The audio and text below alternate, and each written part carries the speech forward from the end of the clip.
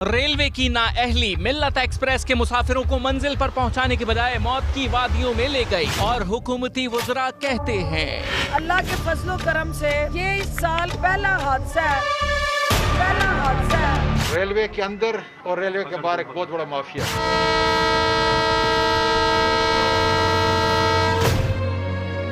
Pakistan railway की तारीख पर एक और खूनी धब्बा लग गया, एक और अलमनाक हादसा हो गया, कई और खानदान उजड़ गए। कराची से सरगोधा जाने वाली मिल्लत एक्सप्रेस की 4 बोगियां घोटकी के रेती स्टेशन पर अपना ट्रैक छोड़कर दूसरे ट्रैक पर जा गिरी। मुसाफिर अभी संभलने में कोशां थे कि इसी ट्रैक पर आने वाली सर सैयद एक्सप्रेस ने बोगियों को टक्कर दे मारी।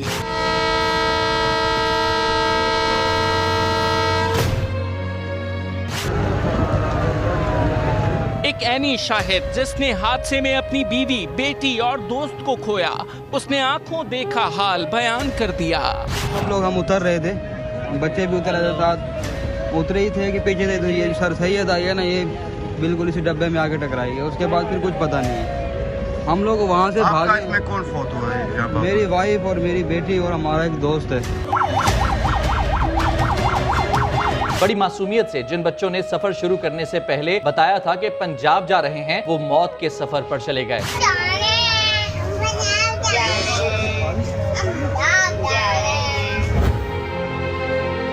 किंजा कराची से हंसते खेलते रवाना हुई, मगर मंजिल पर कफन में पहुंची। विहाड़ी से ताल्लुक रखने वाले बाप बेटी और नवासा नवासी की इज्तिमाई नमाज जनाजा हुई। घोटकी में अलमनाक ट्रेन हादसा कई खानदानों पर कयामत ढा गया। रमजाना अपने कारपेंटर शोहर आसिफ और बेटियों के साथ बहन की शादी में जा रही थी कि जिंदगी तमाम हो गई। मैयतें शेखुपुरा में आबाई गांव पहुंची तो कोहराम मच गया। हर आंख में आंसू थे और फिजा सोगवार थी। बाप और बेटी को आहों और सिसकियों में मिट्टी के हवाले कर दिया गया। जहानिया में कांस्टेबल दिलबर हुसैन के आबाई गांव में नमाज जनाजा अदा की गई। वरासा गमजदा थे।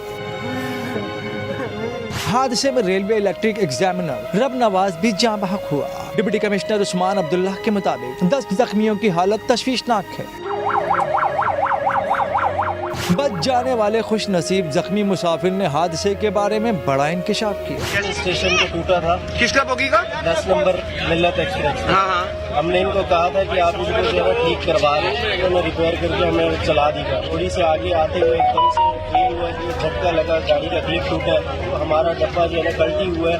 पलटी होते ही वो दूसरे ट्रैक पे जाके गिरा। सभी रगड़े खा रहे था हमारा डब्बा। दूसरी गाड़ी का हॉर्न की आवाज आई है सर सैयद की, तो हम लोगों ने फिर दोबारा कलमा पढ़ना शुरू कर दिया। रेलवे हुक्काम कहते हैं रेस्क्यू ऑपरेशन तकरीबन मुकम्मल हो चुका। तहकीकात के बाद हादसे की वजूहात सामने लाएंगे।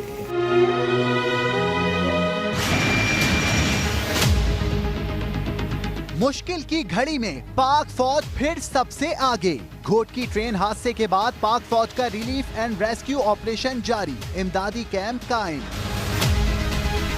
मुतासरा बोगियों में फंसे अफराद की तलाश के लिए लाइव लोकेटर्स और सर्च कैमरों का इस्तेमाल किया जा रहा है। ISPR के मुताबिक शदीद जख्मियों को हेलीकॉप्टर्स के जरिए अस्पताल मुंतकिल किया जा रहा है। रेलवे की नाअहली मिल्लत एक्सप्रेस के मुसाफिरों को मंजिल पर पहुंचाने के बजाय मौत की वादियों में ले गई और हुकूमती वज़रा कहते हैं अल्लाह के फजलो करम से ये इस साल पहला हादसा है। मुतासरा खानदानों की दाद रसी के बजाय सियासी बयानबाजी की गई। कौम को वो दिन याद है जब हर दूसरे दिन यही रेल ट्रैक पे किसी न किसी हादसे का शिकार होता था। वजीर रेलवे ने ट्रैक खराब होने का एतराफ भी किया और खुद को बरीउज़ जिम्मा भी करार देते रहे। ट्रैक जो है वाकई खतरनाक है।